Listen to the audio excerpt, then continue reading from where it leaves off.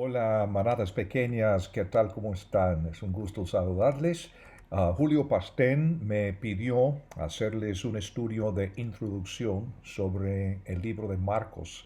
Me complace mucho oír que ustedes siguen en el estudio de la palabra del Señor juntamente con sus familias, sus amigos, sus compañeros. Y me complace mucho también entender que varios de ustedes están participando en la enseñanza. Así que con el mayor gusto vamos a ver si podemos aprender algunas cosas sobre el Evangelio según San Marcos.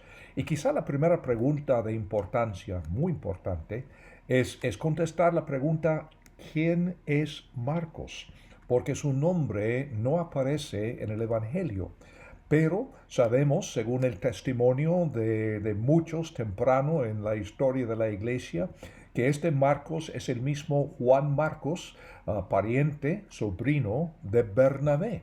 Y aunque su nombre aparece tan solo 8 veces en el Nuevo Testamento, en estas pocas referencias podemos entender mucho en cuanto a Juan Marcos y su vida. Primero, antes de entrar en la historia de Juan Marcos, quisiera plantarles un poco de fondo. En los años 30 a 60, después de la resurrección del Señor Jesús, es un tiempo cuando no había escrituras, no había Biblia, no había nada escrito sobre el nuevo pacto. Algunos discípulos escribieron ciertos dichos de Jesús para recordarlos sobre tazones, cerámicas y hasta en las paredes. Y no daban mucha importancia a escribir libros ni cartas porque muchos creían que el Señor volvería muy pronto.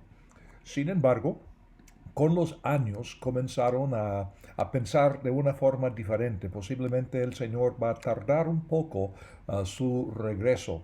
Entonces, comenzando más o menos en el año 60 hasta finales del primer siglo, el año 100, esta es la época en que los documentos que se conocen hoy día como el Nuevo Testamento se escribieron. Ahora es importante recordar que en aquel tiempo nadie hablaba de evangelios ni usaban la palabra Biblia, porque solamente existía los libros de Moisés y los profetas, lo que nosotros llamamos el Antiguo Testamento, pero un nombre no conocido entre los judíos, ni tampoco la palabra Biblia. La palabra Biblia viene del griego biblias, que simplemente quiere decir libros, plural. No tiene ningún significado espiritual, nada, nada. Y fue hasta el siguiente siglo, o sea, comenzando en el año 150 más o menos, que comenzaron a hablar de los libros de las escrituras. Y como digo, nadie hablaba del Nuevo Testamento en el sentido en que hablamos hoy día. Ellos hablaban del nuevo pacto. El nuevo pacto que hizo el Señor Jesús con sus discípulos, con sus seguidores. Y fue hasta el año 367 que tenemos en una carta la primera mención de la lista de los 27 libros del Nuevo Testamento, como comúnmente lo conocemos el día de hoy. Y eso no fue finalizado oficialmente hasta el año 397. Ahora, no es decir que no había escritos, porque, como digo, comenzando en el año 60, cuando Marcos y Pablo y otros estaban escribiendo, desde muy temprano consideraban ciertos de estos escritos como escritura, como inspirados divinamente. Por ejemplo, Pedro hace referencia a las cartas de Pablo y habla de estas cartas como unas de las escrituras, pero no fue nada formal hasta comenzar a coleccionarlos en un grupo. Nadie andaba con una Biblia como pensamos hoy día. Pero ahora con este fondo, un poco la historia de Juan Marcos. Y lo vamos a considerar en décadas, si está bien. Por ejemplo, en el año 30, el año más o menos de la resurrección del Señor Jesús, hasta 40, Juan Marcos muy temprano vino a la fe por el testimonio de Simón Pedro, uno de los 12. Pedro lo considera como su hijo en la fe. Y así hace mención de él en su primera carta, primera de Pedro 5:13. Y sabemos también que Juan Marcos es hijo de una mujer rica, se crió en Jerusalén y la casa de él fue un lugar en donde los discípulos se reunieron en los primeros días de la iglesia. Por ejemplo, en Hechos capítulo 12, el versículo 12, cuando Pedro es librado de la cárcel, ¿a dónde va? A la casa de Marcos, a la casa de Juan Marcos. Se cree que Juan Marcos es el joven que huye desnudo en el huerto la noche en que Jesús fue entregado, en Marcos capítulo 14, 51 a 52. Ahora, Marcos no usa su nombre, no por la vergüenza, sino porque en aquel entonces la gente hablaba de una forma muy formal en tercera persona, en una situación como escribir algo en el español. En mis días, hace muchos años, así hablábamos. Cuando yo aprendí a predicar, en aquel entonces ningún pastor pensaría en decir yo creo esto que yo pienso, sino un servidor, el servidor de ustedes, muy formal, hablando en tercera persona.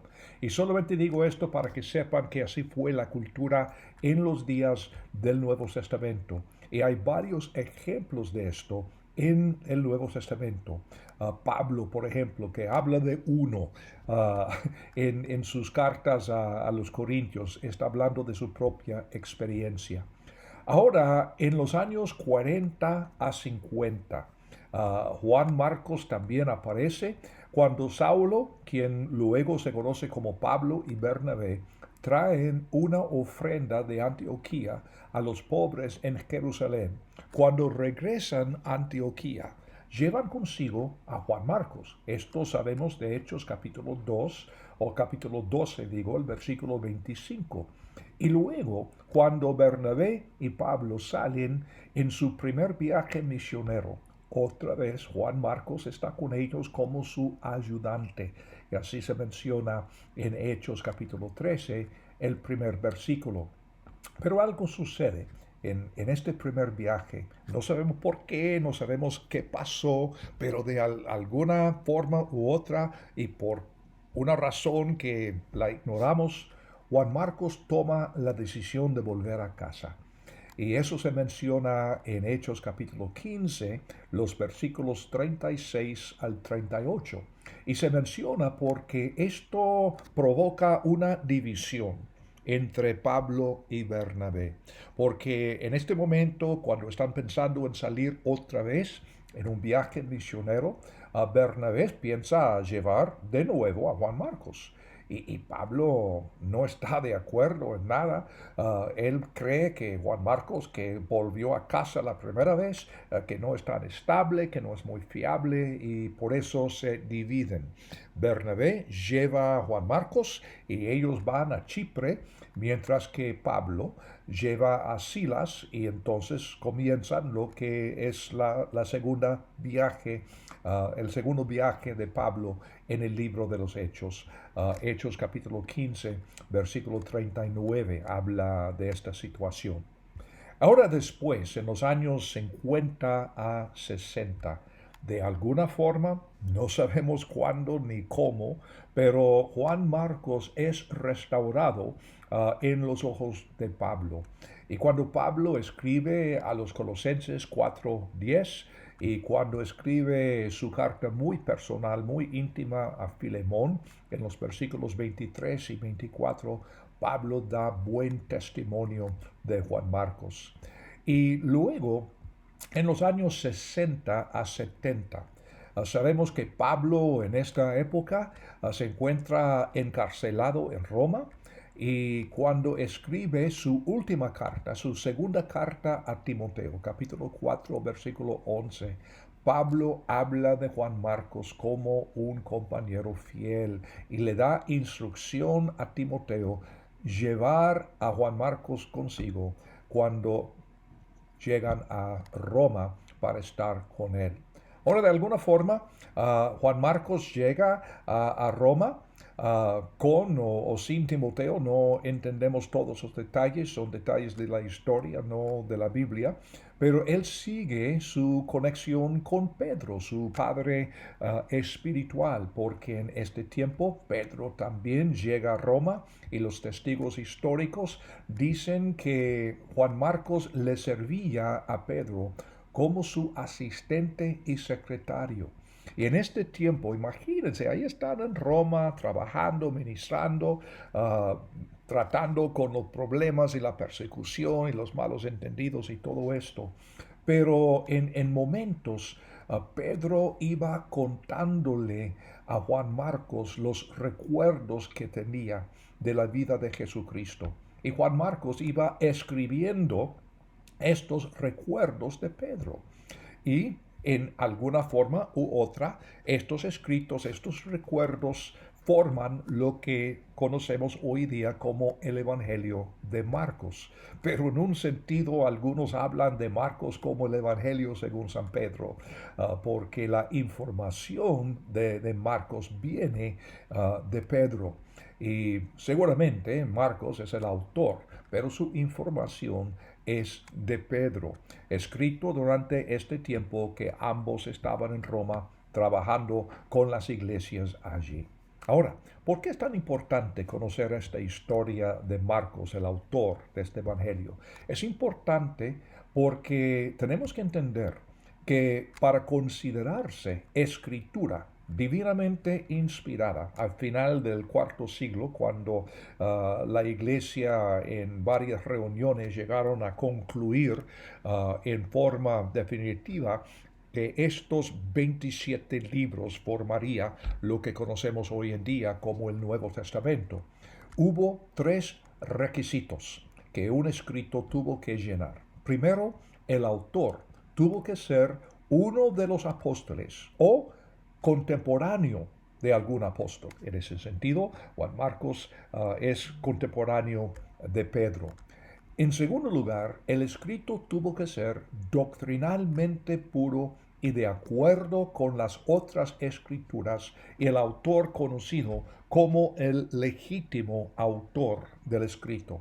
Y también en este caso no ha habido duda seria en cuanto a que Juan Marcos es el autor de este evangelio que lleva su nombre. Y en tercer lugar, el escrito tuvo que haber sido circulado libremente entre las iglesias y los creyentes durante los siglos anteriores, es decir, desde un principio, haber sido reconocido como algo especial, algo divinamente inspirado.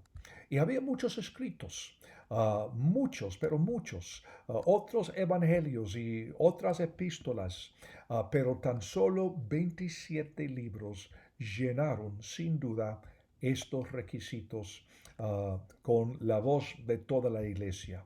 Juan Marcos es testigo ocular de los eventos de la vida de Cristo y es parte de la iglesia desde el principio en los días después de la resurrección y es conocido por todos y desde un principio considerado como el autor legítimo del Evangelio que lleva su nombre. Ahora hablemos un poco sobre los datos del mismo libro, porque Marcos es uno de 4 evangelios y probablemente el primero en escribirse. Sabemos que los 4 evangelios se escribieron antes del año 70, porque en ese año los romanos destruyeron por completo la ciudad de Jerusalén y el templo, y ninguno de los 4 menciona este dato tan importante. Por lo tanto, se supone que ninguno se escribió después del año 70. De los 4 evangelios, 3 de ellos, Mateo, Marcos y Lucas, se llaman los sinópticos. ¿Por qué? Porque son tan parecidos. Hablan de los mismos eventos, cada quien con sus detalles particulares, etcétera. Pero se cree que Mateo y Lucas prestaban mucho a Marcos como fuente de su información, porque si Marcos es el primer evangelio en haberse escrito, entonces Mateo y Lucas tenían a Marcos como su referencia. Marcos es el evangelio más corto. No tiene, por ejemplo, la historia del nacimiento de nuestro Señor Jesucristo, mientras que los otros autores, Mateo y Lucas, agregaron esto y muchos detalles más de acuerdo con sus propósitos particulares. Y Juan es un evangelio totalmente diferente. Juan mismo lo dice en Juan capítulo 20, habla de su propósito en haber escrito este evangelio. Y su propósito es muy evangelístico y global. Básicamente construye su evangelio alrededor de 7 milagros espectaculares en la vida del Señor Jesús. No es decir que son todos, pero Juan dice que él escogió estos milagros, estas señales, con el propósito de comunicar que Jesús es el Cristo, el Hijo de Dios, y que Él murió para darnos vida nueva. Mateo, por ejemplo, escribiendo principalmente a judíos porque su evangelio está relleno de costumbres de los judíos y la ley, citaciones del Antiguo Testamento y todo esto. Uh, el 90% de su contenido está de acuerdo con Marco. No es decir que decían lo mismo, porque como digo, Mateo agrega muchos detalles de interés a personas que vienen de un fondo hebreo, pero es decir que escribieron de los mismos eventos y las mismas enseñanzas en la vida de Cristo. Por eso mucho se repite. Y Marcos y Mateo también dan lugar a Lucas. Lucas, un señor muy preparado como médico, está escribiendo a un patrón romano muy rico, quien había llegado a la fe, y Lucas está escribiéndole con el propósito de darle certeza científica de todo lo que se dice sobre la vida del Señor Jesús. Y por eso tan solo el 40% de Lucas está de acuerdo con Marcos y Mateo en cuanto al contenido. Es decir, no se contradicen, simplemente es decir que Lucas agrega otras cosas más de las cuales ni Marcos ni Mateo escriben. Marcos tiene otro enfoque. Marcos habla de Jesús como el gran siervo sufriente. Probablemente porque Marcos está escribiendo en Roma, en donde la iglesia estaba sufriendo muchas pruebas en aquel entonces, y él está escribiendo como persona que conoce más o menos el ambiente de Roma. La mentalidad romana buscaba resúmenes, bosquejos, llegar al grano, y muchos consideran que el versículo clave del libro es Marcos 10:45, que dice: porque el Hijo del Hombre no vino para ser servido, sino para servir y para dar su vida en rescate por muchos. Así que este libro de San Marcos tiene algunas características únicas. Por ejemplo, él usa un vocabulario bastante limitado y habla de una forma muy popular, no como uno que está escribiendo una obra maestra de literatura, sino uno que está charlando y contándote una historia como testigo ocular. Así es el sentido de este evangelio.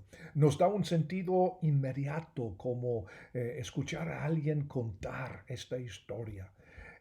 Más bien, para ponerlo en el contexto de hoy día, es como una colección de fotos en Instagram, sin mucho interés en teología, análisis, filosofía, solamente dándonos los datos básicos en una serie de fotos de la vida de Jesús. Su tema principal, Jesucristo es el Hijo Divino de Dios. Y su contenido se puede bosquejar de varias maneras.